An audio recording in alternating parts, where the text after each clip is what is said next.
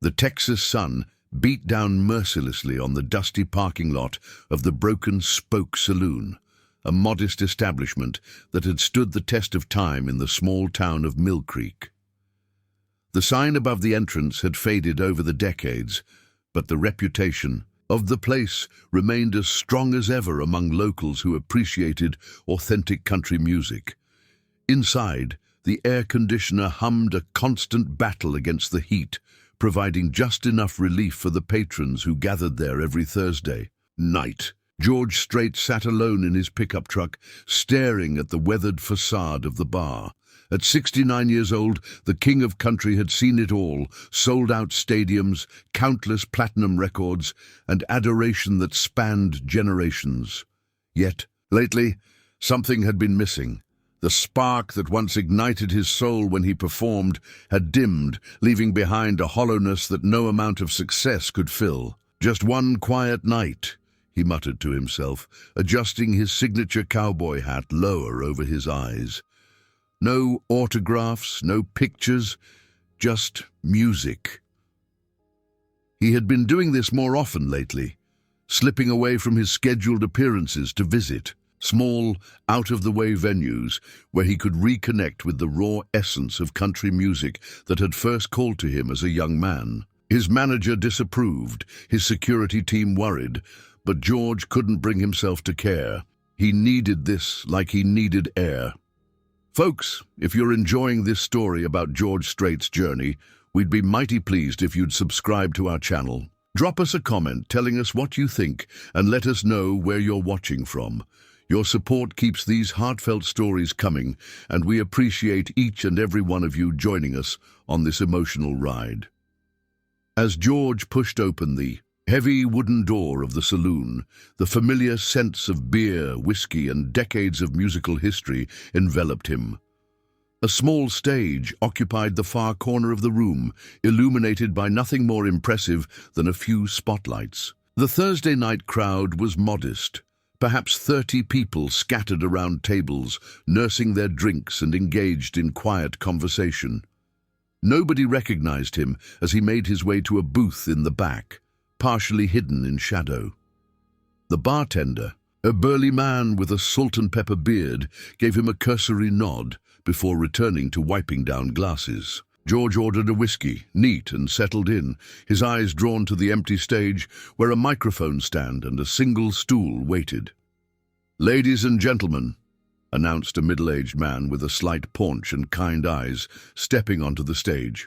"Welcome to our weekly open mic night. We've got some fine local talent for you tonight, but first, as always, please welcome our resident angel, my niece, Lily Thompson." A hush fell over the room as a young girl was led carefully to the stage by a woman who must have been her mother. George felt himself sitting up straighter, his interest piqued. The girl couldn't have been more than 15 or 16 years old. She moved with uncertainty, her right hand slightly extended before her while her left clutched a worn guitar. Her eyes, partially hidden behind dark glasses, didn't focus on anything in particular. "She's blind," George heard someone whisper, at a nearby table. The realization struck him with unexpected force. This young girl, navigating her way through darkness, had chosen to share her music with the world. There was something profoundly brave about that, something that resonated deep within him. Lily settled onto the stool, her movements practiced but careful. She adjusted the microphone and positioned her guitar on her lap with the ease of someone who had done this many times before. When she spoke, her voice carried a confidence that belied her youth. "Good evening, everyone," she said with a gentle smile. "For those who don't know me, I'm Lily. I'm going to start with a song I wrote last week after sitting on my porch during a thunderstorm. I call it Echoes in the Rain." Her fingers found the strings of her guitar with unerring precision, and the first notes filled the room. George Strait had heard thousands of musicians in his long career, professionals with years of training, studio musicians who could play anything perfectly the first time, prodigies who seemed born with instruments in their hands. But something about Lily's playing cut through all his expectations and experiences. There was no technical perfection to her music. She occasionally missed a note or fumbled a chord change, but there was a raw emotionality to it that he hadn't heard in years. When she began to sing, George felt a chill run down his spine despite the warmth of the room. Her voice was clear as mountain water, untrained but pure, carrying the weight of emotions far beyond her years. She sang about finding beauty in sounds when sight was denied, about how rain created a symphony that painted pictures in her mind. Each word seemed drawn from some deep well within her, honest and unfiltered in a way that had become increasingly rare in the polished world of contemporary country music. George found himself leaning forward, his whiskey forgotten, entirely captivated by this young girl and her song. She wasn't performing. She was sharing something profoundly personal, inviting everyone in the room into her unique perception of the world. He could feel the goosebumps rising on his arms as her voice soared through the chorus, then gently settled back into the next verse. When Lily finished her song, the applause was immediate and genuine. She smiled in the direction of the sound, her unseeing eyes somehow radiating gratitude. "Thank you," she said softly. "Music has always been my way of seeing. When I play, I don't feel blind at all." She launched into her second song, a cover of Amarillo by Morning, one of George's own classics. Her interpretation was different from his, slower, more contemplative, finding nuances in the lyrics that even he, who had sung it hundreds of times, had never fully explored.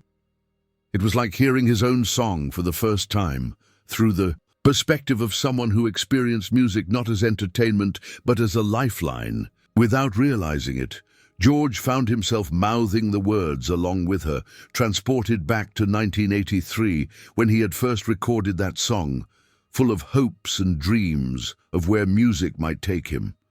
Sitting in this small-town bar, listening to a blind girl reimagine his music, he felt both humbled and strangely affirmed.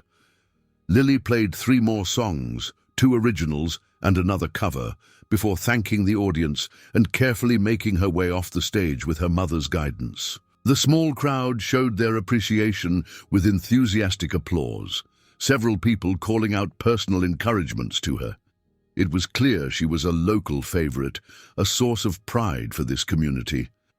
George watched as Lily and her mother settled at a table near the front. The girl's face was flushed with the exhilaration of performance, her hands still moving slightly as if continuing to feel the guitar strings beneath her fingertips. Without fully understanding why, George found himself standing up and walking toward their table. "Excuse me," he said, his voice low and respectful. "I just wanted to tell you how much I enjoyed your performance." Lily's mother looked up, recognition dawning immediately in her eyes. She opened her mouth, then closed it again, clearly struggling to maintain her composure. "Thank you," Lily responded, unaware of who was addressing her. "That's very kind of you to say." "Your version of Amarillo by Morning was something special," George continued, noticing how Lily's expression shifted at the mention of his song. "I've heard many covers of it over the years, but none quite like yours." "It's my favorite song," Lily admitted, a slight blush coloring her cheeks. "I've loved it since I was little. My dad used to sing it to me." "Lily," her mother interrupted, gently, her voice quivering slightly with suppressed excitement, "do you know who you're speaking with?" "I'm George Strait," he said simply, before the mother could reveal his identity. "And I meant what I said. Your music touched me tonight." Lily's hands flew to her mouth, her dark glasses unable to hide the shock that transformed her features. For a moment, she seemed unable to speak, her breath coming in quick, shallow bursts. "Mr. Strait," she finally managed, "I can't believe I've listened to your music my entire life. My dad had all your records. He'd describe your album covers to me in detail, tell me what you were wearing, the expression on your face." There was something about her words that struck George deeply. This girl had never seen his face, never watched his performances, never witnessed the spectacle of his stage shows. She knew him purely through his music, through the emotional truth of his songs. In a career filled with accolades and achievements, this seemed suddenly like the purest form of recognition he had ever received. "Is your father here tonight?" George asked, looking around the modest venue. A shadow passed over Lily's face, and her mother placed a protective hand on her shoulder. "My husband passed away 3 years ago," the woman explained quietly. "He was in the military. Lily's performances here, they're a way of keeping his memory alive. He's the one who taught her to play." George nodded slowly, understanding dawning. "I'm very sorry for your loss, Mom. He must have been an extraordinary man." "He was," Lily said, her voice steady despite the emotion evident in her face. "He always said music was the best way to tell the truth about life, the good and the bad parts. That's why I love your songs so much, Mr. Strait. They tell the truth." In that moment, something shifted inside George, a recognition of what had been missing in his own relationship with music lately. Somewhere along the way, between the business meetings and the arena tours and the carefully crafted image, he had lost touch with that fundamental truth. Music as authentic expression, as connection, as a way to see beyond the visible world. "Lily," he said, making a decision that surprised even himself, "would it be all right if I joined you for a song? Right now, on that stage?" The bar had grown quieter as people began to realize who was standing in their midst. Whispers rippled. Through the room, phones appeared in hands, but George paid them no mind. His focus remained entirely on the young blind girl whose music had awakened something dormant within him. Lily's face transformed with wonder. "You want to sing with me?" she asked, her voice barely above a whisper. "I do," George replied. "If you're willing, we could do Amarillo by Morning together. Your version, I'd like to learn it from you." Tears welled up beneath Lily's dark glasses, slipping down her cheeks. "I've dreamed about something like this my whole life," she admitted, "but I never thought—" "Some dreams do come true," George said gently, extending his hand before remembering she couldn't see the gesture. Instead, he asked, "Shall we?" Lily's uncle, who had been watching the exchange with astonishment, rushed to the stage to make an announcement, his voice cracking with excitement. As word spread through the bar, people began pulling out phones, calling friends. The energy in the room transforming from casual interest to electric anticipation. George borrowed a guitar from another musician, while Lily's mother helped her back to the stage. Standing there under the simple spotlights, George Strait, who had performed for presidents and played to crowds of 80,000, felt a flutter of nerves. This performance mattered in a way that was entirely different from his usual shows. "How do you want to do this?" he asked Lily quietly as they settled on adjacent stools. "Could you follow my lead for the first verse?" she asked. "Then maybe we can harmonize on the chorus." George nodded, then caught himself. "Yes, that sounds perfect," he said aloud, reminding himself that she couldn't see his nonverbal cues. As Lily struck the first chords of Amarillo by Morning, a hush fell over the saloon. Her interpretation was slower than the original, with subtle changes in the emphasis of certain words and phrases. George watched her fingers on the strings, absorbing her approach to his signature song, feeling like a student rather than the master. When she began to sing, he closed his eyes, letting her voice wash over him. At the chorus, he joined in, his rich baritone blending with her clear soprano in a harmony that seemed to vibrate the very air around them. There was no performance. Here, no showmanship, just two souls connecting through music in its purest form. As they moved through the song together, George opened his eyes to see that many in the audience were openly weeping. Lily's mother stood at the edge of the stage, tears streaming down her face as she watched her daughter perform with her musical hero. The moment transcended entertainment. It had become something sacred, a reminder of why music existed in the first place, When the final notes faded away, the silence that followed felt charged with emotion. Then applause erupted. Not the polite appreciation of earlier, but a cathartic release, as if everyone present knew they had witnessed something extraordinary. Lily was beaming, her face alight with joy, unlike anything George had seen in years. "That was," she began, but words seemed to fail her. "That was the best version of that song I've ever been part of," George finished for her, meaning every word. "Thank you for sharing your gift, Lily." Before he could say more, the bar owner approached the stage, his expression a mixture of awe and business acumen. "Mr. Strait," he said urgently, "I've got calls coming in. Word spreading. There are people already heading this way from neighboring towns. Would you consider doing a few more songs?" George looked at Lily, still radiating happiness beside him. "What do you think?" he asked her. "Should we give them a few more?" Lily's smile widened. "I know all your songs," she said simply. "I bet." "You do," George laughed.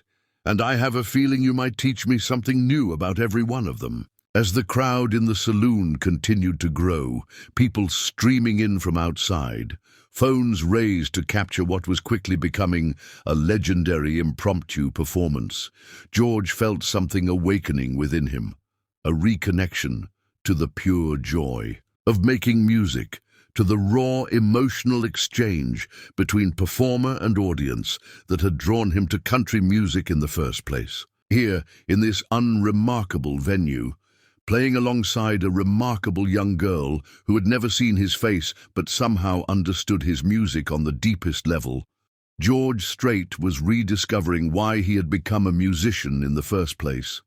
And he had a feeling this night was just the beginning of something important for both of them. By midnight, the Broken Spoke Saloon had transformed from a quiet local watering hole into the epicenter of a phenomenon. Cars lined the street for half a mile in either direction. The small parking lot had filled to capacity hours earlier, forcing latecomers to trek through the dusty Texas night just for a chance to witness what was happening inside. The fire marshal had eventually stepped in, limiting the number of people allowed in the venue, creating a line of disappointed but hopeful fans waiting outside, straining to hear the music through open windows and doors. Inside, George Strait and Lily Thompson had settled into a rhythm that felt as natural as if they'd been performing together for years. They had worked their way through nearly a dozen songs, a mixture of George's classics and Lily's originals, each one revealing new dimensions to familiar melodies.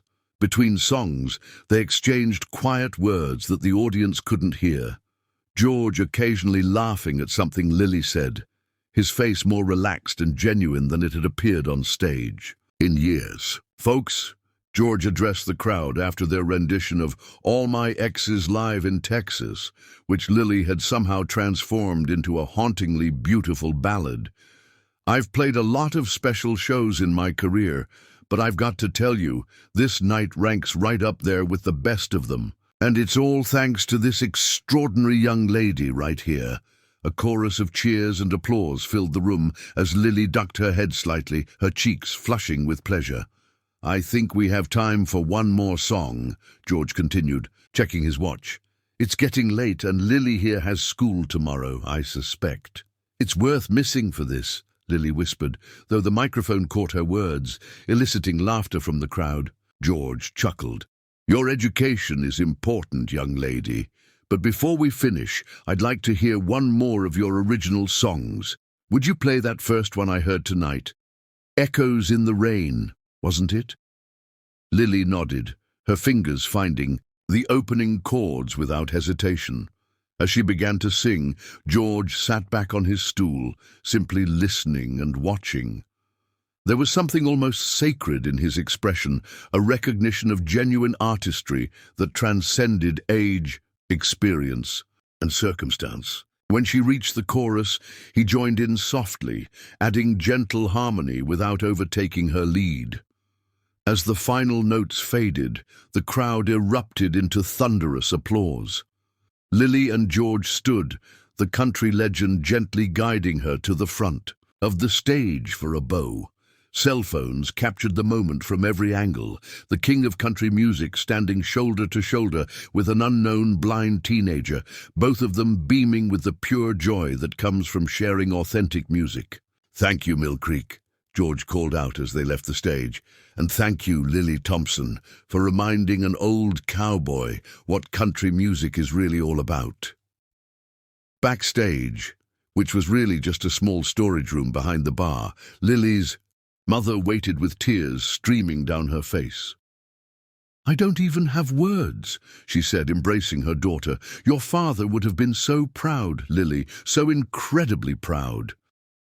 George hung back, giving them their moment. His own manager had been blowing up his phone for hours, ever since videos of the impromptu performance had started circulating on social media. He'd ignored the calls, unwilling to break the spell of the evening with business concerns. But now, as reality began to reassert itself, he knew decisions needed to be made. "Mrs. Thompson," he said, approaching Lily and her mother, "I want to thank you for sharing your daughter with me tonight. She's a once-in-a-generation talent."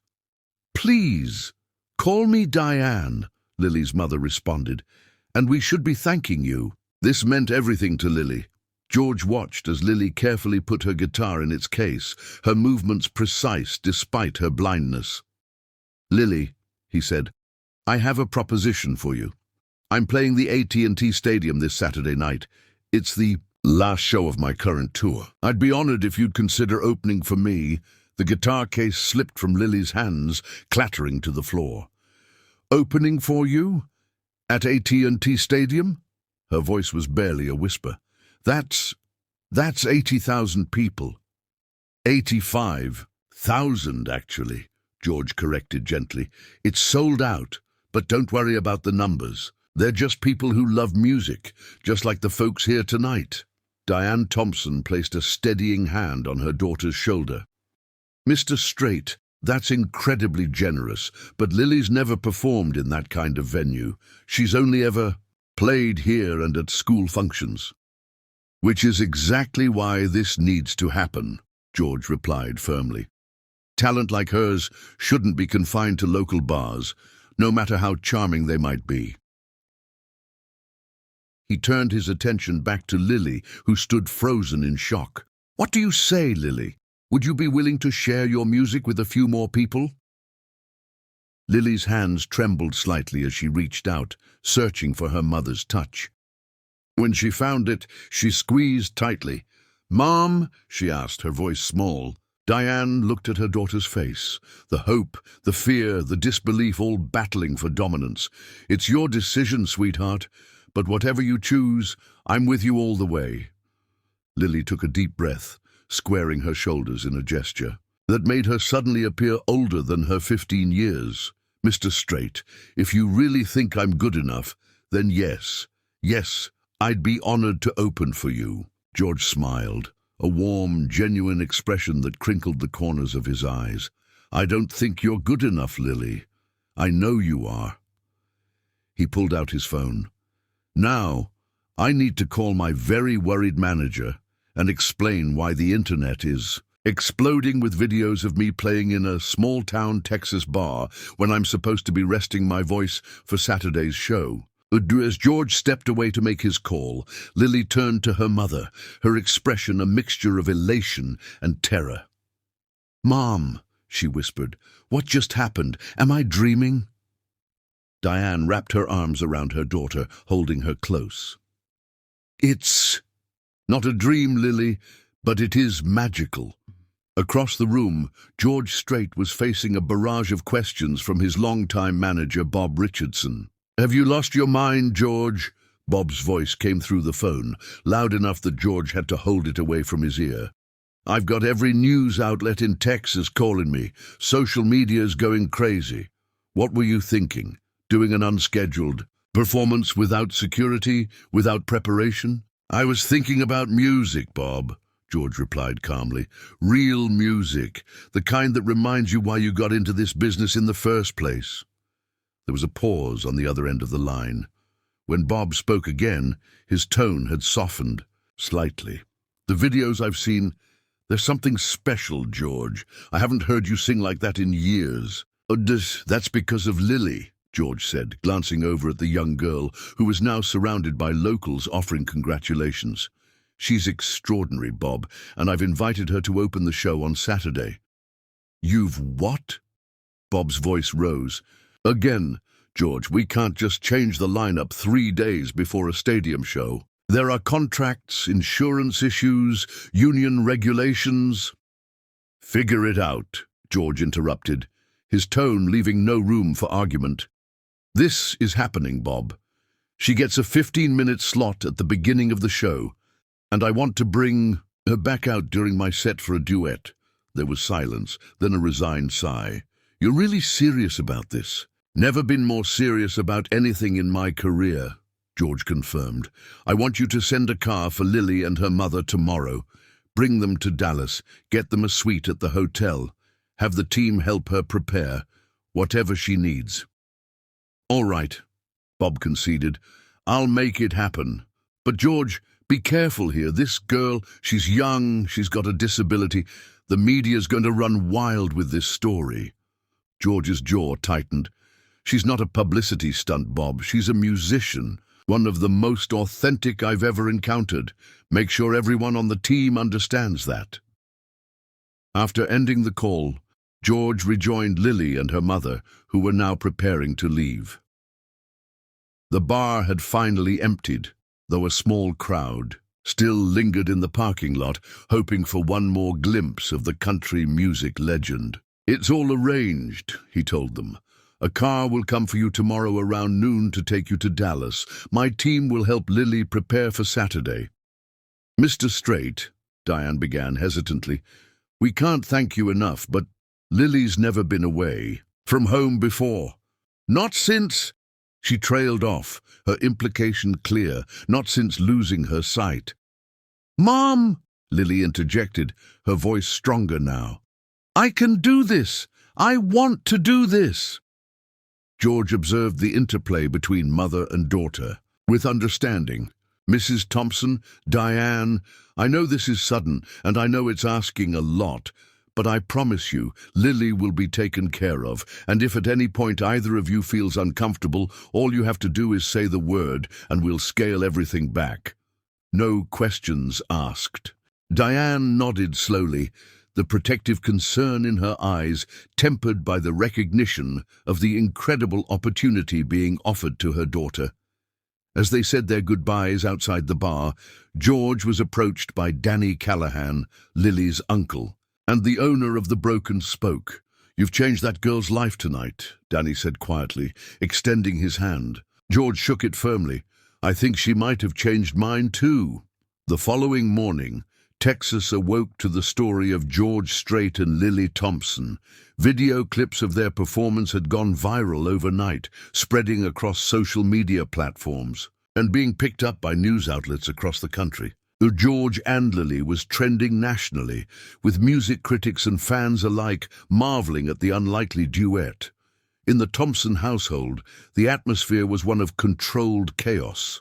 Diane moved frantically from room to room, trying to pack everything Lily might need for their trip to Dallas, while fielding calls from relatives, friends, and increasingly journalists seeking interviews. Lily sat on her bed, her fingers running over the worn edges of her father's dog tags, which she kept on her nightstand.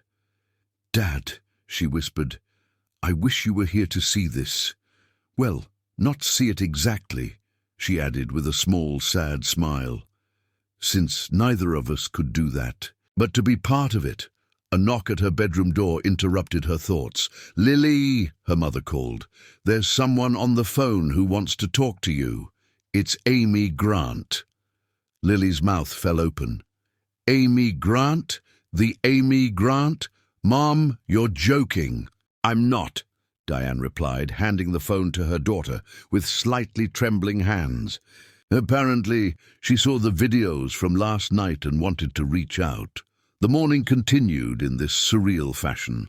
By the time the promised car arrived, a sleek black SUV with tinted windows, Lily had spoken to 3 of her musical idols and declined interview requests from 2 national morning shows. The driver, a professional woman named Maria, helped them with their bags and explained that they would be traveling directly to the AT&T Stadium for a sound check and orientation before checking into their hotel. As they pulled away from the modest Thompson home, neighbors lined the street, waving and calling out congratulations. Lily, unable to see their gestures, nonetheless waved in the direction of the voices, her expression a mixture of excitement and disbelief. "Mom," she said once they were on the highway, "is this really happening?" Diane squeezed her daughter's hand. "It really is, sweetheart. And you're okay with it? You're not too worried?" Diane hesitated before answering. Since losing her husband and dealing with Lily's blindness, worry had become her constant companion. Every day brought new fears for her daughter's safety, her future, her happiness, but she also recognized the rare gift being offered here.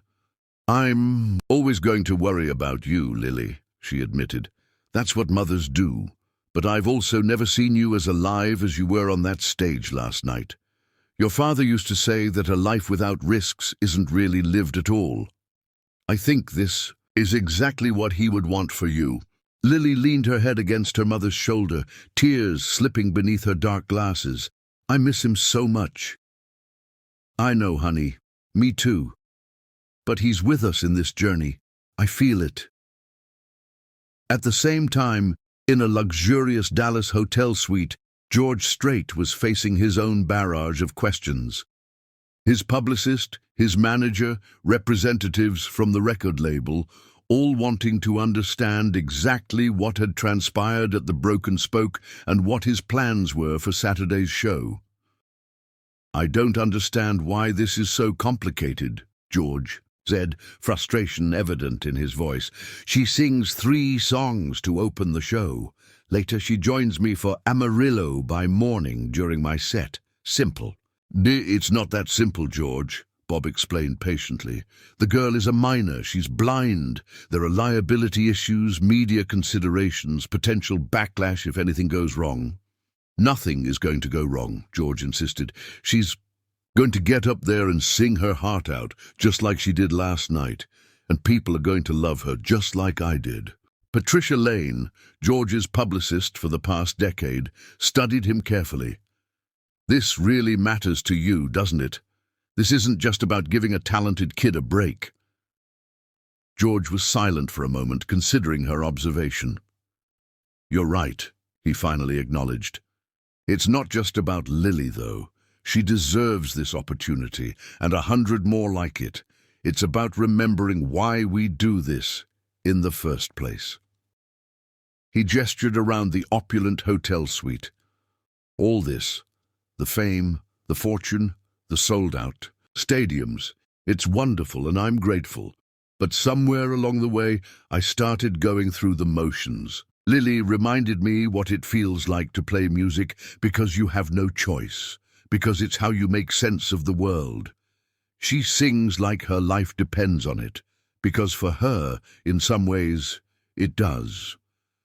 The room fell silent as his words sank in. Patricia was the first to respond.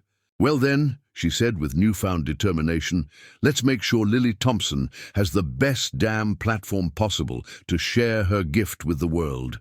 Across town, the SUV carrying Lily and her mother pulled into the private entrance of AT&T Stadium. As the massive structure came into view, Diane gasped involuntarily. "What is it?" Lily asked immediately, sensitive to her mother's reactions.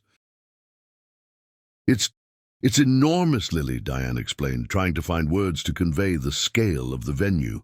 "I knew it was big, but seeing it in person—" As Maria parked the car, a small group emerged from the stadium to greet them. Leading the welcoming committee was a tall woman with a clipboard and an earpiece, who introduced herself as Anna, part of George Strait's management team.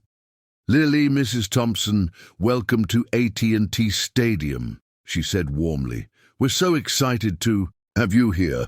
I know this must be overwhelming, but we're going to take things step by step today."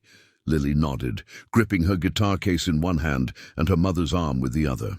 As they were led inside, Anna provided a constant narrative, describing their surroundings and what to expect next. They moved through cavernous hallways, the sounds of their footsteps echoing off distant walls, until they finally emerged onto the field level of the stadium. "Oh my God," Diane whispered, coming to a complete stop. "Mom," Lily questioned urgently. "What is it?" Diane struggled to find words. "Lily, the stadium is... I can't even describe how big it is. There are seats everywhere, going up and up, and the stage, it's enormous." 85,000 seats, Anna confirmed gently. "But right now it's just us. Lily, would you like to get a feel for the stage?" Lily nodded, her knuckles white around her guitar case. As they approached the massive stage, suddenly a familiar voice called out, "There she is, the talk of Texas." George Strait strode toward them, dressed casually in jeans and a button-down shirt, his trademark cowboy hat firmly in place. He reached them and immediately took Lily's free hand. "How are you holding up, superstar?" he asked. A nervous smile spread across Lily's face. "I'm trying not to panic, Mr. Strait." "George," he corrected gently, "and panicking is completely normal. I still get nervous before every show, especially the big ones." "You do?" Lily asked, surprise evident in her voice. "But you've been doing this forever." George laughed. "That's precisely why I get nervous. The day I stop feeling butterflies before walking on stage is the day I should retire. Those butterflies mean you care about doing justice to the music, and to the people who've come to hear it." He turned to Diane, tipping his hat respectfully. "Mom, thank you for trusting us with your daughter. I promise we'll take good care of her." "Thank you for believing in her," Diane replied, emotion making her voice slightly unsteady. "Now," George said, turning back to Lily, "what do you say we get you comfortable with this stage? It's big, but it's just wood and metal when it comes down to it. The music is what transforms it into something magical." As George personally led Lily around the stage, helping her get familiar with its dimensions and layout, Diane watched with tears in her eyes, struck by the genuine care the country music superstar was showing her daughter. Nearby, production, staff and band members observed the scene with varying degrees of curiosity and warmth. "He's never done anything like this before," one longtime band member remarked quietly to Anna. "In 30 years, I've never seen him take such a personal interest in another performer." Anna nodded, making notes on her clipboard. Something about that girl's music touched him deeply, and honestly, after watching the videos, I understand why. On stage, George was showing Lily where the monitors would be placed and explaining how the in-ear system worked.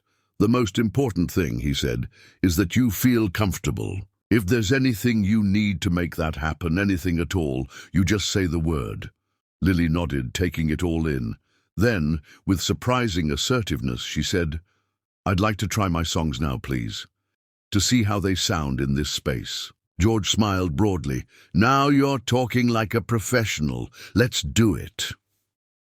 The first notes of Lily's guitar echoed through the empty AT&T Stadium, traveling up through the tiers of seats and reverberating back in a way she had never experienced before.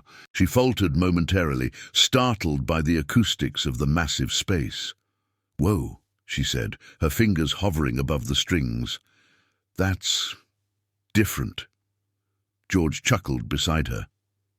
"It takes some getting used to. In an empty stadium, the sound bounces around like crazy. Once it's filled with people, they'll absorb a lot of that echo. It'll feel more intimate, believe it or not." Lily nodded and began again, more confidently this time. As she played Echoes in the Rain, her voice gradually strengthened, adapting to the cavernous space around her. The sound technicians moved quietly around the stage, making adjustments, occasionally exchanging impressed glances with one another. From her position at the edge of the field, Diane Thompson watched with a mixture of pride and disbelief. Anna stood beside her, clipboard still in hand. "She's a natural," Anna observed. "Some performers, even seasoned ones, get intimidated by venues this size. They shrink. But she's somehow expanding to fill the space." Diane nodded, unable to find words. Seeing her daughter, her blind 15-year-old daughter, who had endured so much loss and challenge, standing confidently on a stadium stage beside George Strait, felt like watching a miracle unfold in real time. After Lily finished her third song, George signaled to the audio engineer. "How are we sounding, Dave?" The engineer gave a thumbs up. "She's got great instincts," he called back. "We're capturing everything nice and clean." George turned to Lily with a smile she couldn't see but could hear in his voice. "They love you already. Now let's try Amarillo by Morning together, the way we'll perform it on Saturday." For the next hour, they worked through their duet arrangement, refining transitions and harmonies. George's band gradually joined in, professional musicians with decades of experience who showed no resentment at the sudden addition of a teenage girl to their carefully orchestrated show. On the contrary, they seemed energized by her presence, offering suggestions and encouragement. "When you come in on the second chorus," Jeff, the lead guitarist, suggested, "try holding that high note a beat longer. It creates this beautiful tension against George's harmony." Lily tried it, and the result drew appreciative nods from everyone on stage. "That's it," George agreed. "Perfect." As the rehearsal continued, word spread throughout the stadium staff that something special was happening on stage. Sound technicians called lighting designers, who called catering staff, who called security personnel. Gradually, a small audience formed at the edges of the field, people drawn by the undeniable magic of what they were hearing. By the time Lily and George finished their final run-through, spontaneous applause erupted from the gathered workers. Lily turned toward the sound, surprise evident on her face. "Who's that?" she asked George quietly. "Looks like we've drawn a crowd," he replied. "Stadium staff mostly, about 30 people, all looking mighty impressed." One of the sound technicians called out, "You're going to bring the house down on Saturday, young lady." Lily blushed deeply, but smiled in the direction of the voice. "Thank you," she called back. "I'll do my best." As they left the stage, George placed a gentle hand on Lily's shoulder. "You did beautifully," he said. "How are you feeling about Saturday?" Lily took a deep breath. "Terrified," she admitted, "but excited too. It's like standing at the edge of something enormous. I can feel the drop ahead of me, but I can't." "See how far down it goes?" George nodded thoughtfully. "That's a good way of putting it. Every big show feels a bit like stepping off a cliff. The trick is learning to enjoy the fall." Once the rehearsal concluded, Anna approached with their schedule for the remainder of the day. "We've got you checked into the Ritz-Carlton downtown," she explained. "There's a car waiting to take you there now. You'll have a few hours to rest, and then we'd like to bring you to the studio for a pre-show interview. Is that something you'd be comfortable with, Lily?" Before Lily could answer, Diane stepped forward protectively. "What kind of interview? With whom? Lily's never done media before." "It would be with CMT," Anna explained gently. "Very informal, very controlled. Just a brief segment about how you and George connected and what audiences can expect on Saturday. We can provide the questions in advance, and George will be there the whole time." Lily reached for her mother's hand. "It's okay, Mom. I think I can do it." She turned in Anna's direction. "But I would like to know the questions ahead of time, if that's possible." "Absolutely," Anna assured her. "And if there's anything you're not comfortable with, we'll remove it immediately." As they made their way out of the stadium toward the waiting car, Lily suddenly stopped. "Wait," she said, turning to George, who had been walking alongside them. "Aren't you coming with us?" George smiled. "I've got a few more things to take care of here, but I'll see you at the studio later. My wife Norma will join us for dinner tonight too. She's very excited to meet you." Lily nodded. trying to hide her disappointment. In the whirlwind of the past 24 hours, she'd grown accustomed to George's steadying presence beside her. The prospect of navigating this new world without him, even temporarily, felt daunting. As if sensing her anxiety, George added, "You're going to be just fine, Lily. Remember, you've already done the hardest part. You've played your music. Everything else is just noise." The ride to the hotel passed in a blur of towering buildings and busy streets, described in detail by Diane for her daughter's benefit. When they arrived at the Ritz-Carlton, they were ushered quickly through a private entrance and up to a suite on the 20th floor. "Oh my goodness," Diane gasped as they entered the room. "Lily, this suite is bigger than our entire house. There's a living room with floor-to-ceiling windows overlooking the city, 2 bedrooms, marble bathrooms. It's like something from a movie." Lily moved carefully into the space, her hands outstretched to feel her surroundings. "Can I explore it?" she asked. "Of course," Diane replied. "I'll walk with you." Together they moved through the luxurious suite, Diane describing everything in detail while Lily's fingers traced furniture edges, fabric textures, and smooth surfaces. When they reached the second bedroom, Lily's hands found a large gift box placed on the bed. "Mom, what's this?" Diane examined the package. "It's a gift. There's a note attached." She opened the small envelope and read aloud, "Lily, I thought you might like something special for your debut on Saturday. The stylist will be up at 3 p.m. to make any necessary adjustments. Looking forward to seeing you shine. Warmly, George Strait." With trembling fingers, Lily opened the box. Inside, Diane found a beautiful Western-style outfit, a delicate white blouse with subtle embroidery, a turquoise bolero jacket, and a flowing skirt that would move beautifully on stage. "Oh, Lily," Diane breathed. "It's gorgeous, so elegant, but still age-appropriate. And there are boots, too, white leather with turquoise accents." Lily reached out to touch the garments, her fingers exploring the fine details of the embroidery. Will I look pretty in it, Mom?" she asked hesitantly.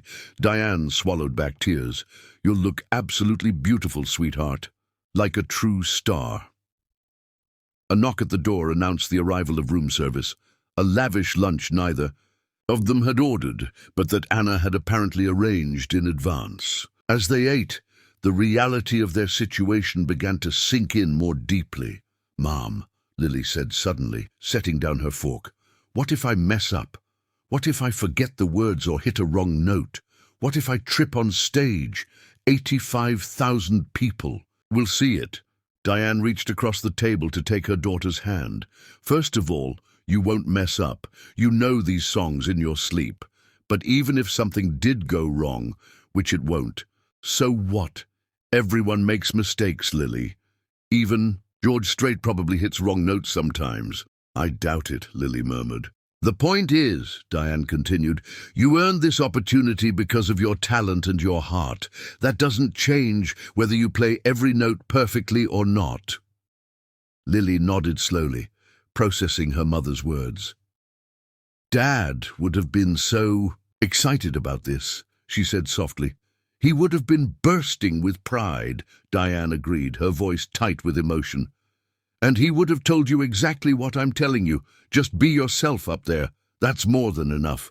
At the CMT studios later that afternoon, Lily sat rigid with nervousness as a makeup artist applied a light touch of makeup to her face. Though she couldn't see the results, the process itself made her feel grown up and important. "You have such beautiful skin," the makeup artist commented. "I'm just enhancing your natural glow a little and defining those amazing cheekbones of yours." In the adjacent chair, George Strait was receiving his own pre-camera preparations, though with considerably less fuss. He watched Lily with interest, noting how she maintained her composure despite the unfamiliarity of the situation. "How are you holding up?" he asked, when the makeup artists stepped away. "I'm okay," Lily replied. Just trying not to think about how many people might watch this interview. George chuckled. A good strategy. I've been doing this for 40 years and still don't like cameras much. Just pretend you're having a conversation with a curious friend. The interview itself was conducted in a warmly lit studio designed to look like a comfortable living room. The host, Cassandra Wilson, was a veteran CMT presenter known for her gentle interviewing style and genuine love of country music. We're here with an absolutely legendary pairing, Cassandra began after the camera started rolling. George Strait, the king of country himself, and Lily Thompson, the 15-year-old phenom who's taken social media by storm this week. Thank you both for being here. Thank you for having us, George responded warmly, simultaneously giving Lily's hand a reassuring pat. Lily, Cassandra continued, her voice softening, for those who might not have seen the viral videos, could you tell us how you came to perform with George Strait in a small Texas bar?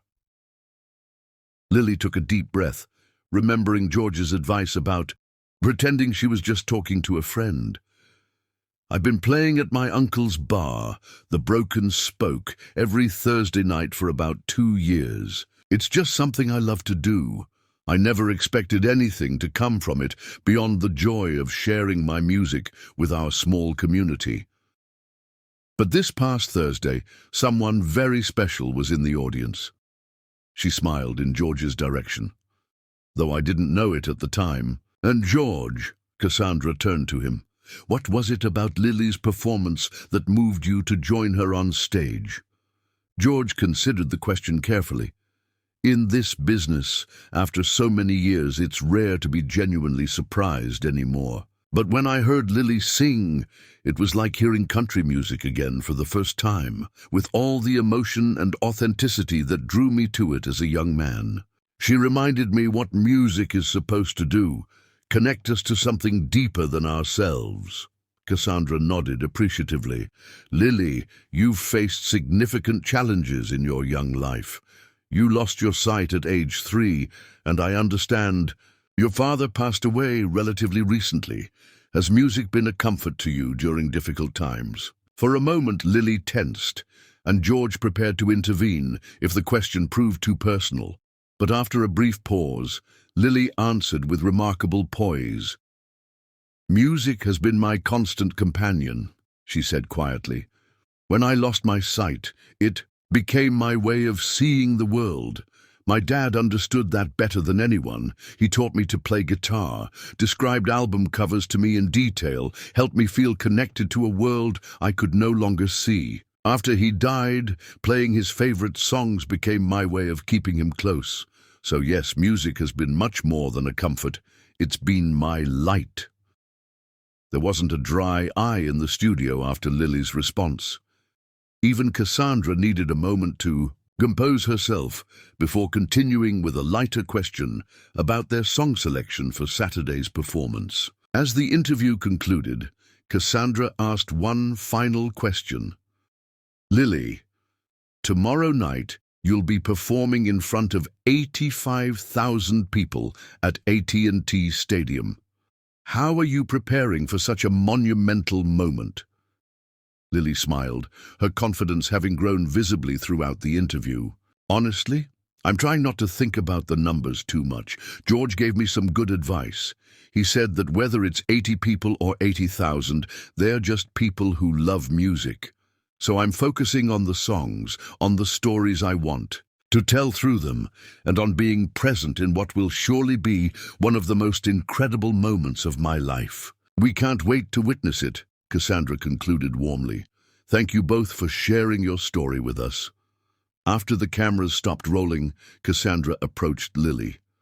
You're a natural, sweetheart, she said, genuine admiration in her voice. I've interviewed people 3 times your age who couldn't articulate themselves half as well under the lights. Lily blushed at the compliment.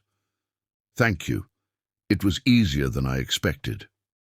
You were perfect, George agreed, pride evident in his tone. As they made their way back to the hotel, the day's events began to catch up with Lily. The adrenaline that had carried her through rehearsals and the interview was fading, leaving exhaustion in its wake. In the car, she leaned against her mother's shoulder, her eyelids growing heavy. "Why don't we order room service tonight instead of going out?" Diane suggested, noting her daughter's fatigue. "I think you could use an early night." Lily nodded sleepily, but George shook his head. "If it's all right with you both, Norma and I would still like to have dinner with you, but we can keep it simple. Private dining room at the hotel rather than a restaurant. Less fuss, more comfortable." "Are you sure?" Diane asked. "We don't want to impose." "It's no imposition," George assured her. "Norma insisted, actually. She said she's not letting me monopolize Lily's time without getting to meet her herself." The private dining room at the Ritz-Carlton had been transformed into an intimate setting. Soft lighting, beautiful table settings, and no other guests. Norma Strait, George's wife of over 40 years, was waiting for them when they arrived. She was an elegant woman with kind eyes and a warm smile that immediately put Lily and Diane at ease. "So this is the young lady who's got my husband practicing guitar chords at midnight," Norma said, embracing Lily gently. "It's a pleasure to meet you, Lily. George hasn't stopped talking about your talent." Lily smiled shyly. "It's an honor to meet you, Mrs. Strait. Your husband has changed my life. Call me Norma, please, and from what George tells me, you've had quite an impact on him too." She turned to Diane, taking both her hands. "And you must be so proud of your daughter." "Every day," Diane replied sincerely, "though these past 2 days have been beyond anything I could have imagined." The dinner that followed was filled with stories, laughter, and a comfortable camaraderie that belied how recently they had all met. George and Norma shared tales from their early years together before fame had found them, while Lily and Diane offered glimpses into their life in Mill Creek. "How are you managing the whirlwind, Lily?" Norma asked gently at one point. "It can be overwhelming, even for those who've been preparing for it." Lily considered the question thoughtfully. "It's strange," she admitted. "Everything is happening so fast that I haven't had time to be properly terrified yet. But underneath all the excitement, there's this feeling that I've been waiting for this chance my whole life, even if I didn't know it. Does that make sense?" Norma exchanged a meaningful glance with her husband. "Perfect sense," she assured Lily. "George felt exactly the same way when he got his first big break. Some people are just born for this, even if the path there isn't straightforward." As the evening drew to a close, George cleared his throat. "There's something I'd like to discuss with both of you," he said, addressing Lily and Diane. "I've been talking with my team and the record label executives. After Saturday's show, they'd like to offer Lily a development deal." Diane's fork clattered against her plate. "A development deal? You mean with MCA Records?" George nodded. "It would be a gradual process, respectful of Lily's age and education.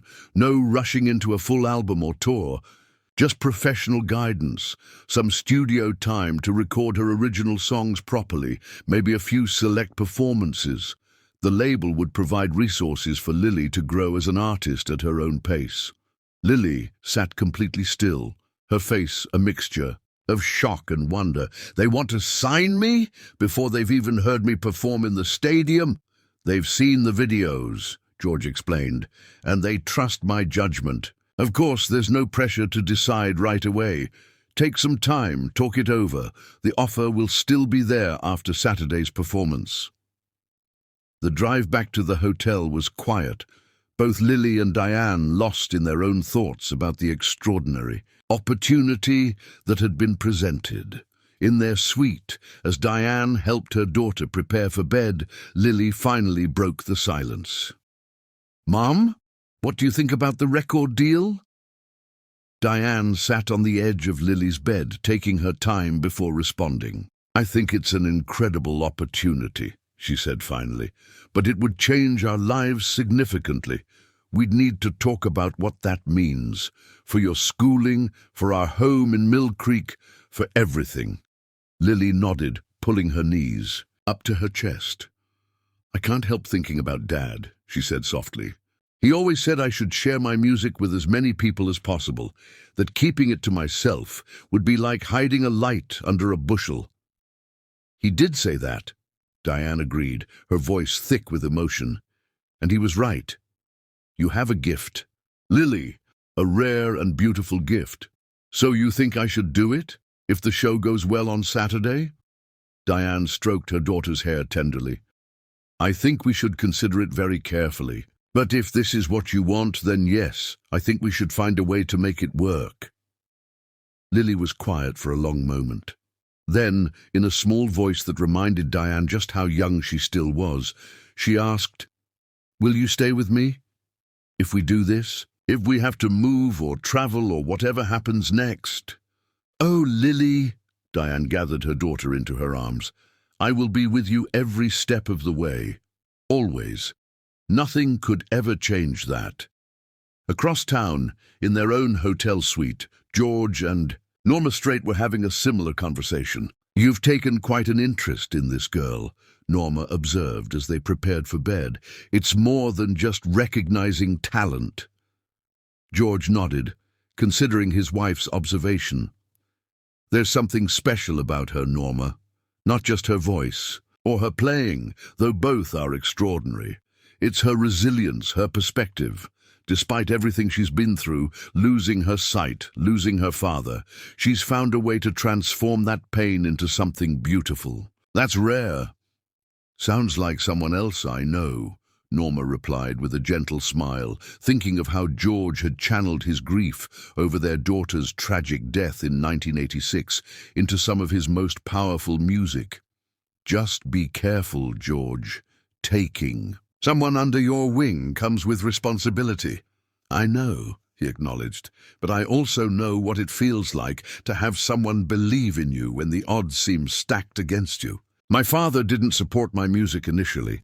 If not for you and a few key people who saw something in me, he trailed off. You want to be that person for Lily, Norma completed the thought. I do, George admitted. Is that crazy? To feel this invested in someone I just met? Norma shook her head. It's not crazy, it's compassionate, and it's one of the many reasons I've loved you for over 4 decades. As Friday night settled over Dallas, Lily Thompson and George Strait, separated by miles but connected by music, both lay awake, thinking about the performance that awaited them. For Lily, it represented an unimaginable opportunity, a chance to share her gift with thousands and perhaps launch a career she had only dreamed of. For George, it represented something different but equally significant, a chance to use his platform to elevate genuine talent and, in the process, rediscover his own love for the music that had defined his life. Neither could have predicted the profound impact their chance meeting would have, not just on their own lives, but on everyone who would witness their performance the following night. As sleep finally claimed them both, the stage was set for a moment that would soon become country music legend. Saturday morning arrived with a gentle knock on Lily's hotel room door. Diane, already awake and dressed, opened it to find Anna standing in the hallway, tablet in hand and Bluetooth earpiece. Firmly in place. Good morning, Anna greeted her cheerfully. Is Lily awake yet? We have quite the schedule ahead of us today. Diane glanced at her watch. It was barely 7 a.m. She's still sleeping. It was a late night with all the excitement. Anna nodded. Understandingly, of course. Let her rest a bit longer. I just wanted to drop off the schedule for today and see if you need anything. She handed Diane a printed itinerary. Sound check is at 2 p.m., followed by meet and greet with some special guests, early dinner, and then prep for the 8 p.m. showtime. Diane's eyes widened as she scanned the detailed schedule. This is comprehensive. Welcome to tour life, Anna replied with a knowing smile. Don't worry, we'll guide you through everything. A car will be here at noon to take you back to the stadium. Oh, and the stylist sent these up for Lily to try with her outfit. She handed over a small velvet box.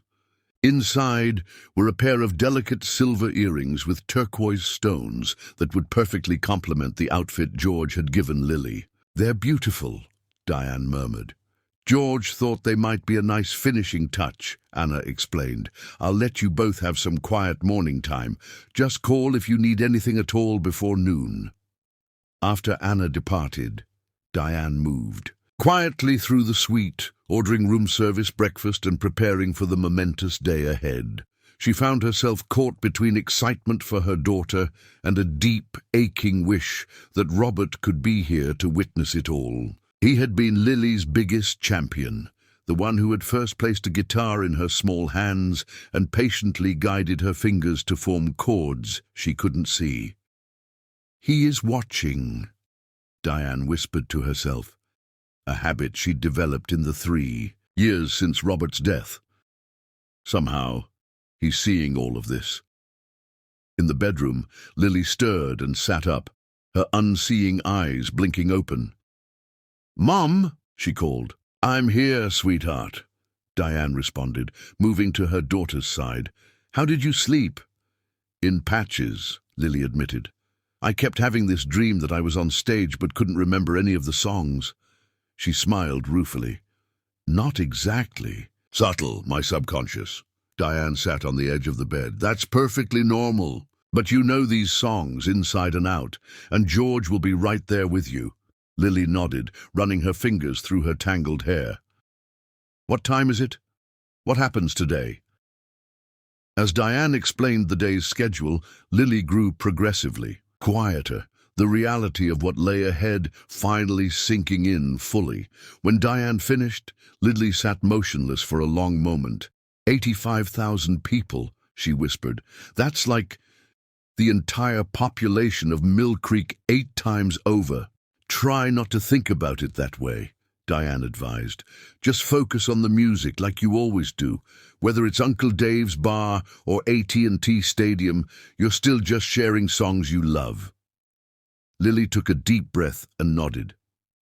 "You're right. And at least I won't have to see all those faces staring at me." She attempted a smile. "One advantage to being blind, I guess." Across town, George Strait was already at the stadium, walking the stage with his production team. Despite having performed in this venue numerous times over his long career, he found himself unusually attentive to every detail. The placement of monitors, the angle of the lights, the positioning of microphones. "You're awful particular today, George," observed his longtime sound engineer, Dave Matthews. "Everything all right?" George adjusted a monitor slightly. "Just want to make sure it's all perfect for Lily. She's navigating by sound up there." Dave nodded in understanding. "We'll make sure she can hear everything crystal clear. I've actually adjusted the monitor mix for her position specifically." "Thanks, Dave. I appreciate it." Jeff, his guitar player, approached with a serious expression. "Boss, there's something we should discuss before Lily gets here. The label execs are nervous. They're worried about putting an untested performer in front of a packed stadium crowd. They're suggesting we cut her part down to just 1 song. George's expression hardened immediately. "That's not happening. We rehearsed a 3-song set with Lily, and that's what we're performing. If the label has concerns, they can talk to me directly." Jeff held up his hands in surrender, "just passing along the message." "Well, you can pass along my response too," George replied firmly. "Lily Thompson is not a gimmick or a publicity stunt. She's a genuine artist who deserves her moment on this stage." As the morning progressed, the stadium came alive with activity, sound crews making final adjustments, lighting technicians programming cues, catering staff preparing the green room. By noon, when Lily and Diane arrived, the atmosphere was electric with pre-show energy. Anna met them at the private entrance, efficiently ushering them through security and toward the backstage area. "How are you feeling, Lily?" she asked as they walked. "Like my heart might beat right out of my chest," Lily admitted with a nervous laugh. "That's the best way to feel," Anna assured her. "It means you care." When they reached the green room, they found it already occupied by George and Norma Strait, along with several band members. A spread of food covered one table, while another held flowers and good luck cards that had been arriving all morning for Lily. "There she is," George greeted warmly, crossing the room to welcome them. "Our star of the evening." Lily smiled in the direction of his voice. "I don't know about that, but I'm definitely here." "Well, you look the part already," Norma observed, noting Lily's casual but stylish outfit, jeans and a simple blouse that would later be exchanged for her performance clothes. "These came for you," George said, guiding Lily's hand to a large arrangement of roses. "From Garth Brooks and Trisha Yearwood. The card says, 'Welcome to the family.'" Lily's fingers trembled as they touched the velvety petals. "Garth Brooks sent me flowers? I can't.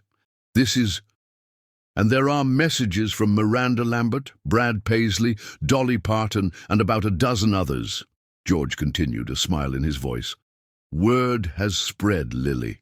The country music community is eagerly waiting to welcome you." Overwhelmed, Lily sank into the nearest chair, her expression a mixture of wonder and disbelief. "I never imagined. I just wanted to play music." "And that's exactly why they're responding this way," George explained gently. "In an industry that sometimes values image over substance, you're all about the music. That's refreshingly rare." The next few hours passed in a blur of activity. The sound check went smoothly, with Lily growing noticeably more confident as she became familiar with the acoustics of the now empty stadium.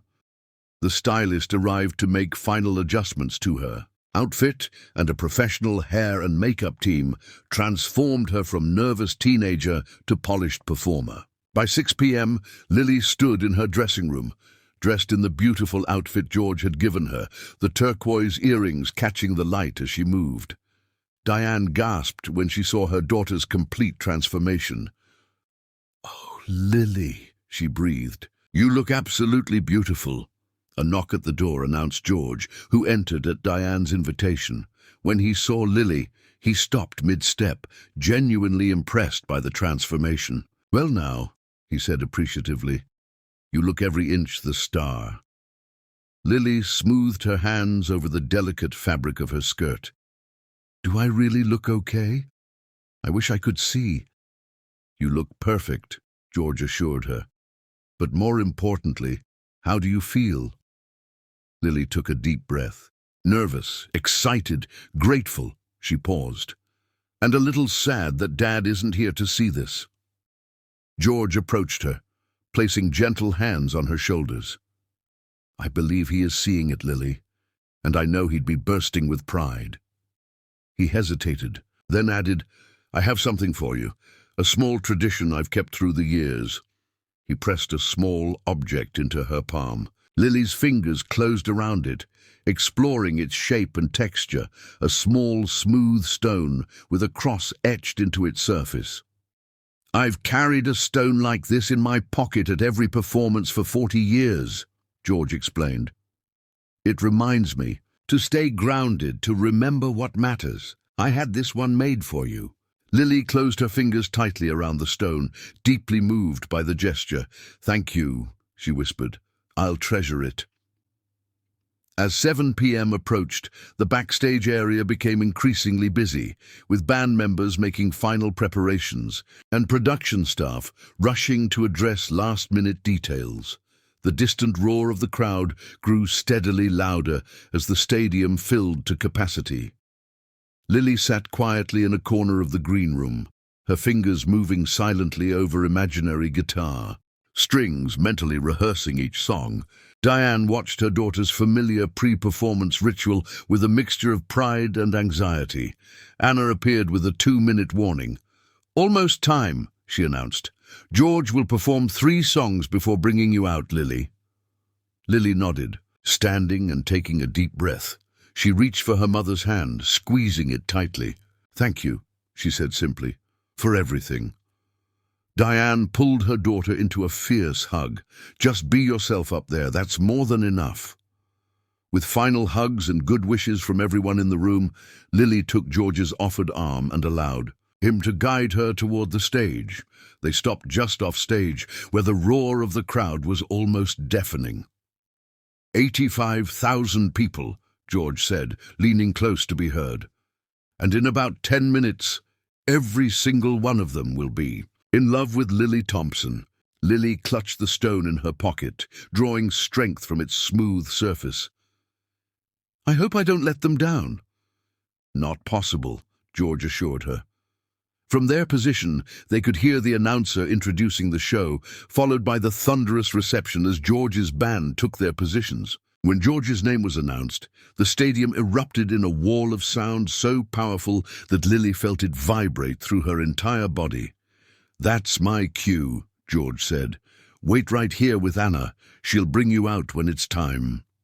As George strode onto the stage, the crowd's roar intensified. Lily listened as he greeted his fans, his voice warm and genuine over the massive sound system. When the music began, the familiar opening notes of Unwound, Lily found herself swaying slightly, caught in the magic of the moment. Through the first 3 songs, Lily waited, her heart pounding. Anna stood beside her, providing quiet reassurance and updates on what was happening on stage. When the 3rd song ended, Lily knew her moment had arrived. On stage, George addressed the audience. "Dallas, you sound amazing tonight. I want to tell you about something special that happened to me last week. I was in a little bar in Mill Creek, Texas, and I heard a voice that stopped me in my tracks. A voice that reminded me of everything I love about country music. Tonight, I want to introduce you to an extraordinary young woman whose talent and heart have inspired me deeply. Please welcome, in her stadium debut, 15-year-old Lily Thompson." Anna gently guided Lily to the stage entrance. 3 steps up, then straight ahead. George is waiting center stage. Taking a deep breath, Lily climbed the steps and walked forward into the blinding lights and deafening roar of 85,000 people. The sound washed over her like a physical wave, momentarily disorienting in its intensity. But then she heard George's voice, closer now, and felt his hand take her elbow, guiding her to her mark. A guitar was placed in her hands, her own cherished instrument that had been carefully tuned and prepared by the stage technicians. Its familiar weight and feel centered her immediately, a touchstone of normality in the surreal moment. "Dallas, this is Lily Thompson," George continued, his arm around her shoulders. "Lily lost her sight when she was just 3 years old, but as you're about to discover, she sees music more clearly than most of us ever will." As the crowd applauded, George leaned close to Lily's ear. "Ready?" Lily nodded, her fingers finding their position on the guitar strings. As the band began the gentle introduction to Echoes in the Rain, Lily took a deep breath and began to play. For the first few notes, her voice was soft, almost tentative, but as the familiar melody enveloped her, something remarkable happened. The enormity of the stadium, the pressure of the moment, the thousands of watching eyes, all of it fell away. There was only the song, the story it told, and her voice carrying it out into the night. By the time she reached the chorus, her voice had strengthened and opened up, filling the massive space with a clarity and emotion that silenced the restless crowd. On the video screens throughout the stadium, cameras captured her expression, the pure absorption in the music, the subtle smile as she hit a particularly meaningful lyric, the way she seemed to be singing not to the crowd, but to something only she could see. In the front row, Diane watched through tears as her daughter commanded the stage with a presence that belied her years and experience. Beside her, George Strait squeezed her hand in silent understanding, one mother to another, sharing the bittersweet joy of watching a child step into their destiny. When Lily finished the first song, There was a moment of complete silence, that rare magical pause that happens when an audience has been genuinely moved. Then the stadium erupted in thunderous applause, startling Lily with its suddenness and intensity. She smiled, ducking her head slightly in humble acknowledgement. George stepped forward again, beaming with pride. "Didn't I tell you?" he said to the audience. "Something special. Now Lily and I would like to perform a song together, one that means a great deal to both of us." As the band began playing Amarillo by Morning, George took the first verse, his familiar voice wrapping around the classic lyrics like an old friend. When Lily joined him for the chorus, their voices blended in perfect harmony, his deep, weathered tone complementing her clear, emotive soprano. On the second verse, George stepped back, giving Lily the spotlight. Without hesitation, she stepped into it, making the iconic country standard her own, while still honoring its legacy. When George rejoined for the final chorus, the chemistry between them was undeniable.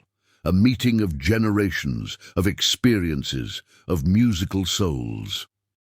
Throughout the stadium, phones were raised to capture the moment. Social media feeds were flooding with video clips and emotional reactions. Backstage, record executives who had earlier expressed reservations were now frantically texting their colleagues. Something extraordinary was happening on that stage, something that transcended age, experience, and expectation.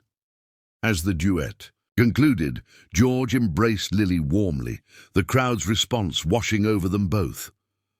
"One more," he murmured to her. "You've got them in the palm of your hand." Lily nodded, catching her breath. The adrenaline coursing through her veins had cleared away any remaining nervousness. She was exactly where she was meant to be. For her final song, Lily had chosen to perform an original composition, a ballad called "Seeing Through the Dark," that she had written after her father's death. As she explained the song's origins to the audience, a hush fell over the stadium, tens of thousands of people leaning forward to catch every word. "This song is for my dad," she said simply.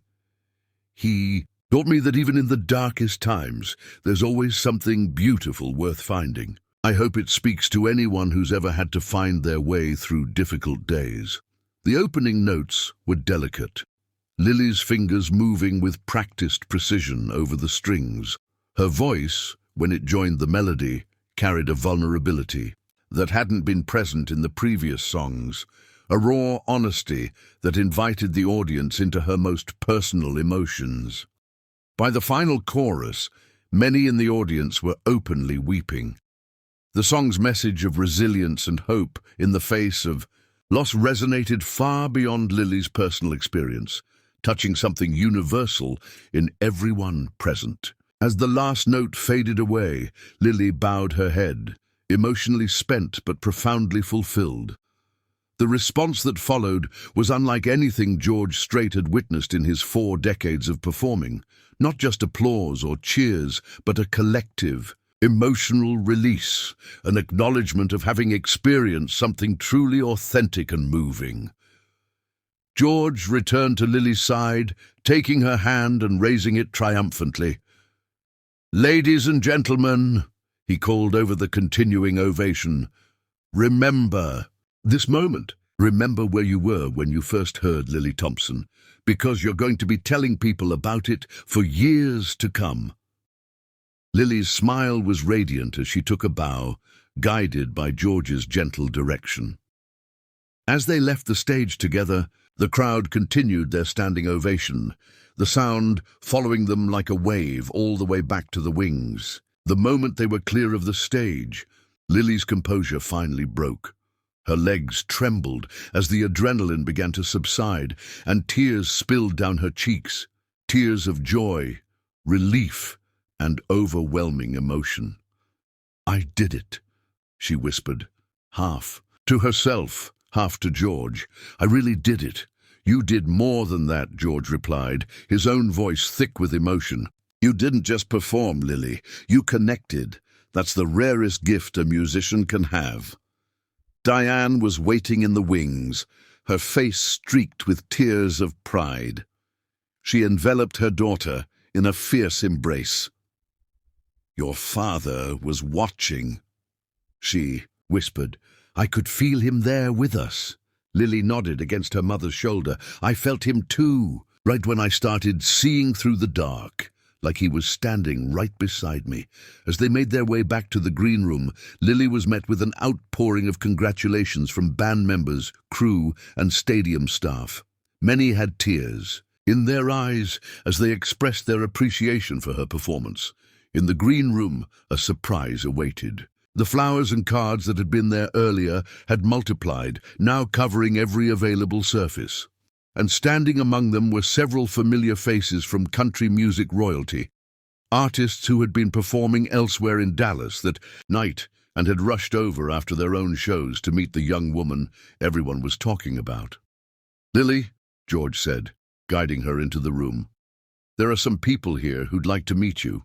For the next hour, Lily found herself in conversations she had never dreamed possible, receiving praise and encouragement from artists whose music had shaped her own development, exchanging stories and even impromptu melodies with legends of the industry. Anna eventually appeared to gently remind George that he still had a full concert to complete. "We should get you back out there," she said. "The audience is still waiting." George nodded and turned to Lily. "Will you be all right here? I've got another 90 minutes of show to do." Lily smiled, still floating on the high of her performance. "I'll be perfectly fine. I'll be listening to every note." As George prepared to return to the stage, he paused at the door of the green room.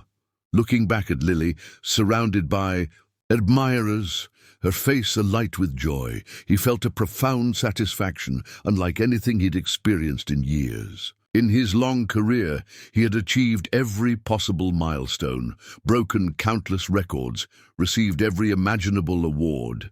But in this moment, his greatest accomplishment felt like the simple act of recognizing Lily's gift and helping her share it with the world.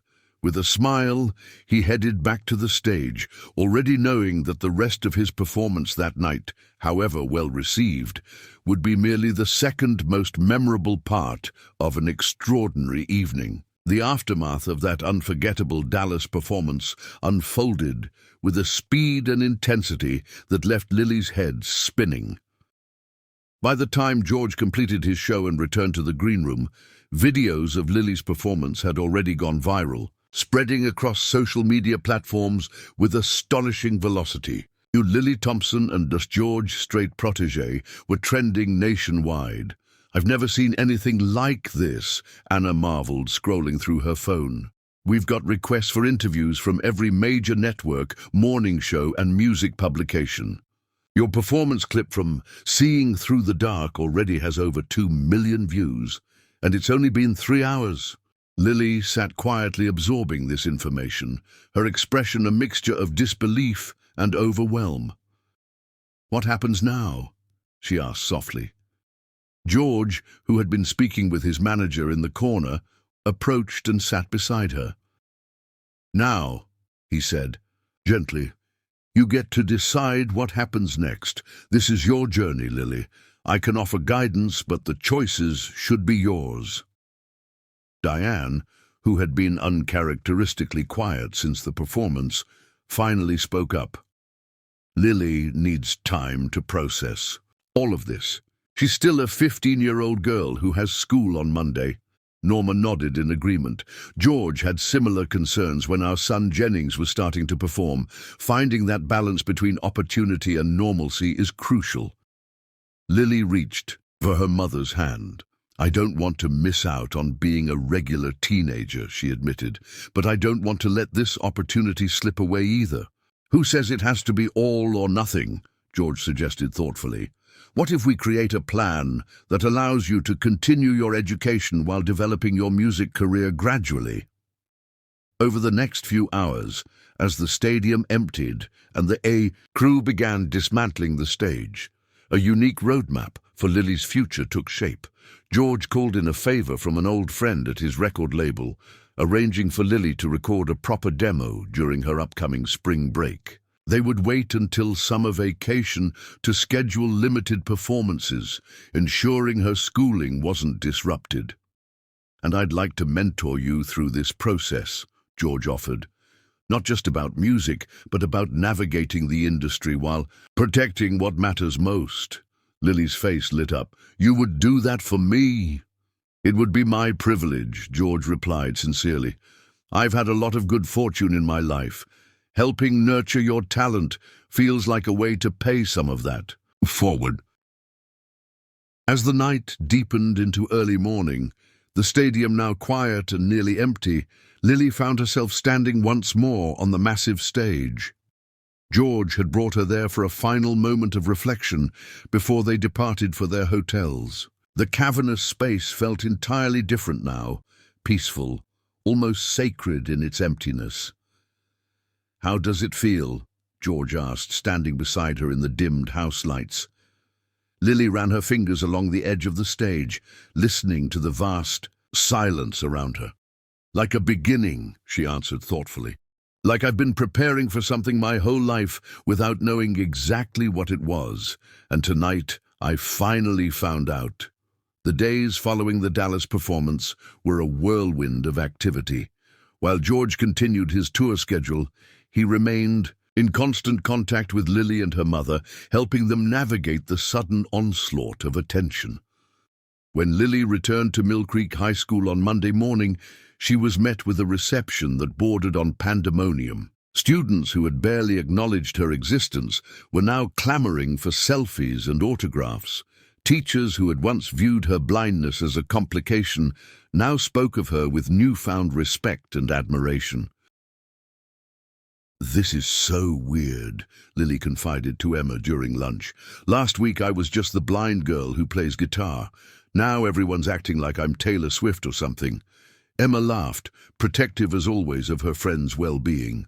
"Enjoy it, but don't let it change you. You're still the same Lily who helped me pass algebra and who still can't match her socks without help." Lily smiled gratefully. "Promise me something. If I ever start acting like all this attention matters, you'll dump your chocolate milk on my head." "I solemnly swear," Emma replied with mock seriousness. While Lily worked to maintain some semblance of normalcy at school, Diane was fielding countless calls and emails from media outlets, record labels, and management companies, all eager to capitalize on her daughter's sudden fame. Overwhelmed by the business aspects of the music industry, Diane found herself increasingly reliant on George and Anna's guidance. "We need to be strategic," George advised during one of their nightly phone calls. "There's no rush here. Lily's talent isn't going anywhere, and making the right partnerships is more important than making quick ones." Diane sighed heavily. "It's all so much, George. I'm a high school math teacher. I never imagined I'd be fielding calls from Atlantic Records and Universal Music." "You're doing brilliantly," George assured her. "Remember, you're Lily's first and most important advocate. Trust your instincts about what feels right for her." 2 weeks after the Dallas performance, George arranged for Lily to visit Nashville during a long weekend. Under the guise of a casual educational trip, he introduced her to trusted friends in the industry, songwriters, producers, and artists who could offer valuable insights without agenda or pressure. During that visit, Lily recorded her first professional demo at a legendary Music Row studio. George had selected 3 songs for her, including Echoes in the Rain and Seeing Through the Dark, and brought in some of Nashville's finest session musicians to support her. As Lily stood in the vocal booth, headphones pressed to her ears, listening to the playback of her first properly recorded song, tears slipped silently down her cheeks. "What's wrong, sweetheart?" Diane asked through the talkback microphone. Lily shook her head, smiling through her tears. "I was just thinking about Dad, how much he would have loved being here for this." In the control room, George exchanged a meaningful glance with Diane. "Why don't we add one more song to the session?" he suggested quietly. Lily mentioned that Robert had a favorite song he used to play for her. Maybe we could record that as a tribute. Diane's eyes welled up at the suggestion. "That would be Butterfly Kisses," she whispered. "He used to sing it to her every night when she was little." When George proposed the addition to Lily, her entire face transformed with emotion. "Really? We could record that too?" "Absolutely," George confirmed. "And I think it should be just you and your guitar for that one. Keep it simple and from the heart." That recording of Butterfly Kisses would later become one of Lily's most beloved performances, an emotional touchstone that connected her to her father's memory and resonated deeply with listeners who recognized the genuine emotion behind every note. As spring turned to summer, Lily's star continued to rise, but in a carefully managed trajectory that prioritized her well-being over instant fame. The demo George had helped produce was strategically shared with select industry professionals, creating a healthy buzz without the pressure of immediate widespread exposure. By June, Lily had signed with George's own record label, a deal he had personally negotiated to ensure it included provisions for her continued education and gradual entry into public life. The contract specified limited touring, primarily during school breaks, and a development timeline that wouldn't rush her artistic growth. "We're building a career, not chasing a moment," George explained, when other labels offered flashier deals with quicker timelines. Lily's gift deserves the space to develop naturally. In late July, George invited Lily to join him for 3 performances during the final week of his tour, shows in Houston, Austin, and San Antonio. These appearances were strategically designed to be homecoming events for both artists, celebrating their Texas roots while introducing Lily to progressively larger audiences. The night before their Houston performance, George and Lily sat together on the empty stage during sound check, guitars in hand, working through new arrangement ideas. "I've been thinking," George said, strumming softly, "about what comes next." "And for you?" Lily's fingers paused on the strings. "What do you mean?" "I mean after this tour ends, after you start your sophomore year. Where do you see yourself going with your music?" Lily considered the question carefully. "I've been writing a lot of new songs," she admitted, "different from what I used to write. They're about bigger things than just my own experiences." George nodded encouragingly. "That's natural. Your world is expanding, so your songwriting follows." "There's this one song I've been working on," Lily continued, suddenly shy. "It's called Seeing for Two. It's about you, actually. About how you helped me see possibilities I couldn't have imagined on my own." Deeply moved, George had to clear his throat before he could respond. "I'd be honored to hear it sometime, if you'd be willing to share it." Lily smiled and began to play, her fingers finding the melody with practiced ease. As the song unfolded, a beautiful, poignant reflection on unexpected mentorship and shared dreams, George found himself profoundly affected by the maturity and insight in her lyrics. When she finished, he sat in appreciative silence for a moment before speaking. "Lily Thompson," he said finally, "I've been making music for over 40 years, and that might be one of the finest songs I've ever heard." Lily ducked her head, pleased but embarrassed by the high praise. Would you consider recording it with me, as a duet, for my album?" "I can't think of anything I'd rather do," George replied without hesitation. The Houston performance that night exceeded even the high bar set by their Dallas debut. With slightly more experience under her belt, Lily moved on stage with greater confidence, her interactions with both George and the audience more natural and assured. When they unveiled Seeing for Two as the finale of their shared set, the audience response was immediate and overwhelming, a standing ovation that continued long after they had left the stage. The Austin and San Antonio shows followed the same pattern, each performance slightly more polished than the last, Lily growing visibly more comfortable in her evolving identity as an artist. By the final night in San Antonio, media outlets were calling the pairing the most meaningful musical mentorship since Johnny Cash and June Carter. On the flight back to Dallas, where Lily and Diane would drive home to Mill Creek, George found himself reflecting on the remarkable journey of the past 3 months. What had begun as a chance encounter in a small-town bar had evolved into one of the most satisfying chapters of his long career. "Penny for your thoughts?" Norma asked, settling into the seat beside him on the private jet.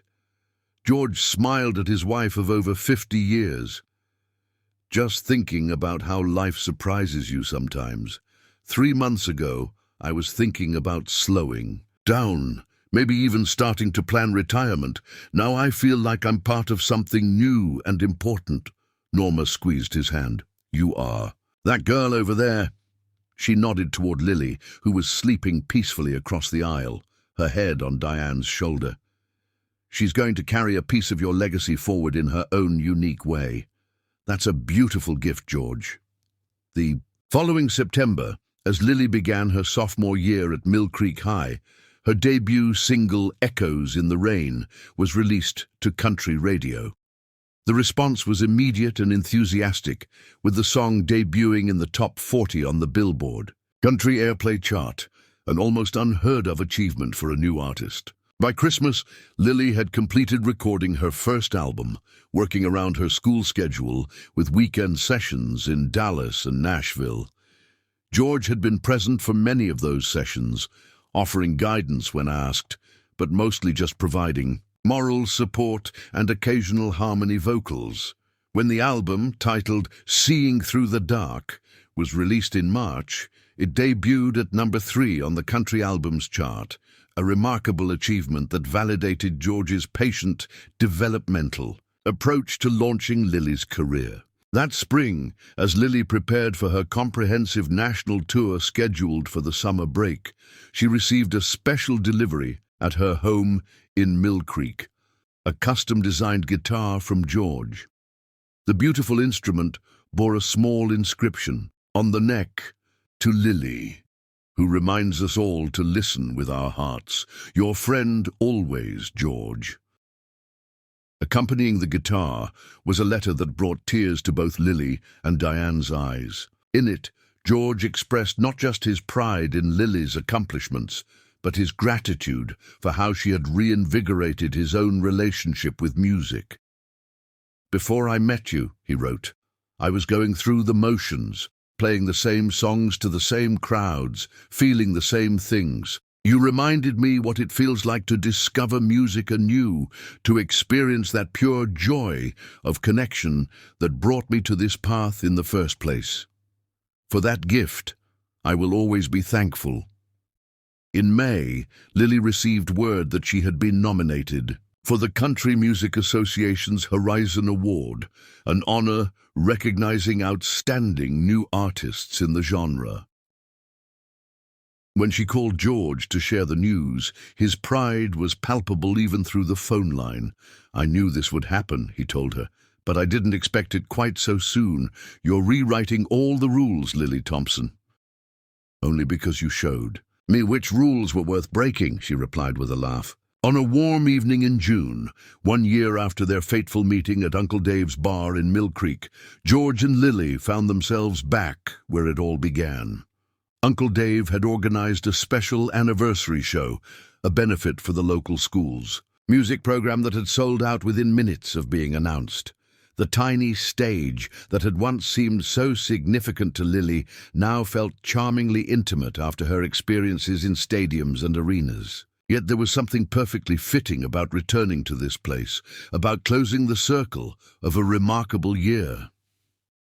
When Lily and George performed Seeing for Two for the hometown crowd, there wasn't a dry eye in the house.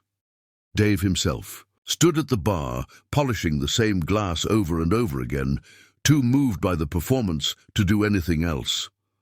After the show, as the crowd slowly dispersed into the warm Texas night, Lily and George sat together on the edge of the small stage. "So," George said, bumping her shoulder gently with his, "was it everything you hoped for this past year?"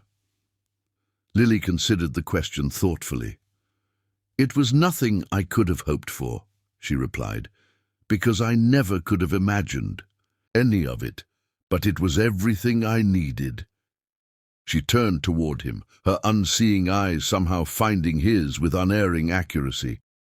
"Thank you, George, not just for the opportunities or the guidance, but for believing in me when I wasn't sure. I believed in myself." George smiled, emotion tightening his throat. "The pleasure has been all mine, Lily Thompson, and I have a feeling this is still just the beginning." As they sat there in comfortable silence, the ghost of music still hanging in the air around them, both knew they had found something rare and precious, a connection that transcended age, experience, and circumstance. In an industry often defined by competition and fleeting fame, they had created something authentic and lasting. A friendship, forged through music, strengthened by mutual respect, and destined to produce beautiful harmonies for years to come. And somewhere, perhaps, Robert Thompson was smiling down on his daughter, the blind girl with the extraordinary gift, as she found her way forward, guided by her own talent and the unexpected friendship of a country music legend who had recognized in her something truly special, something worth nurturing, something that would touch countless lives through the universal language of music. For George Strait, whose 4-decade career had brought him every conceivable accolade, this unexpected final chapter was perhaps his greatest legacy. Not just the hit records or sold-out tours, but the quiet act of extending a hand to a young artist, finding her way in the dark, helping her step confidently into the light of her own bright future. And for Lily Thompson, whose journey had only just begun, the path ahead was suddenly rich with possibility, a road she could navigate with confidence, knowing she carried with her not just her father's memory, but also the wisdom, support, and friendship of George Strait, who had taught her that sometimes the most beautiful music comes from the most unexpected harmonies.